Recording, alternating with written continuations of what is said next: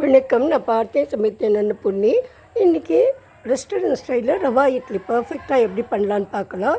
அதுக்கு முதல்ல ரவையை ஒரு ஸ்பூன் நெய்யை விட்டு நல்லா வறுத்துக்கணும். ப்ரௌன் ஆகக்கூடாது, கொஞ்சம் எல்லோ கலர் வரணும். அதுக்கப்புறமா ஒரு ஸ்பூன் எண்ணெயை இங்கே விட்டுட்டு அதில் கடுகு, உளுத்தம்பருப்பு, கடலைப்பருப்பு போட்டிருக்கேன். அது வெடிச்சப்புறம் அதில்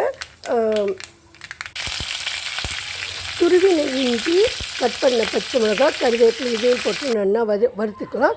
அப்புறம் அந்த வறுத்ததை இந்த நம்ம ரவையோடு கொட்டின்னுடலாம்.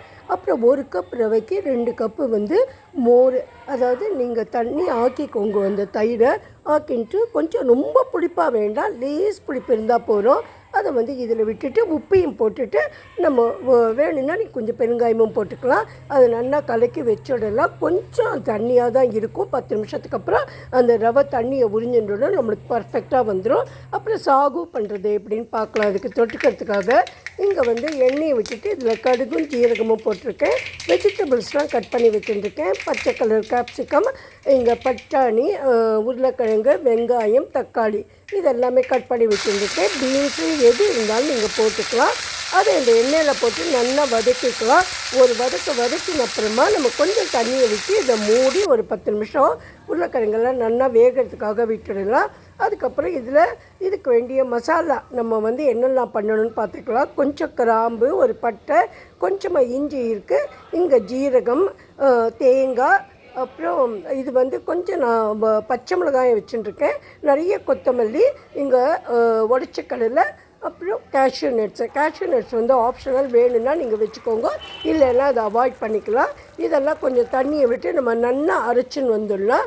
இந்த காய் நல்லா வெந்ததுக்கப்புறம் அதில் உப்பு போட்டு மஞ்சப்பொடி கொஞ்சமாக போடுங்க, இல்லைன்னா கலர் மாறி போயிடும். இந்த மசாலாவையும் அதில் போட்டு நல்லா வதக்கி ஒரு கொதி வந்தப்புறம் எடுத்து வச்சுக்கலாம். கடைசியாக ஒரு சொட்டு நெய்யை விட்டுக்கோங்க. இப்போ நம்ம இட்லி போட்டுடலாம். அதுக்கு ஒவ்வொன்றுத்தில் கேஷ்யூ நட்டு, ஒன்றுத்தில் உங்களுக்கு ஒரு பார்வைக்காக கொஞ்சம் நம்ம துருவின கேரட்டு, தக்காளி இதை போட்டுட்டு அதுக்கு மேலே இந்த மாவை கொட்டி பர்ஃபெக்டாக இருக்குது பாருங்க.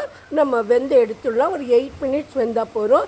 இப்போ நம்மளோட சாகுவும் ரெடி ஆகிடுது, இட்லியும் ரெடி ஆகிடுது. இதில் ஈனோ கிடையாது, எந்த ஒரு பேக்கிங் பவுடர் எதுவுமே கிடையாது. பர்ஃபெக்ட் அண்ட் டேஸ்டியாக வந்திருக்கு. கலர் கூட இவ்வளோ நல்லா இருக்குது பாருங்க. இது சாலட் துருவி வச்சுருக்கேன் ராத்திரிக்கு சாப்பிட்றதுக்கு. அப்புறம் ரவா இட்லி, சாகு, இதுதான் இன்றைக்கி நான் நைட்டு பண்ணினேன்.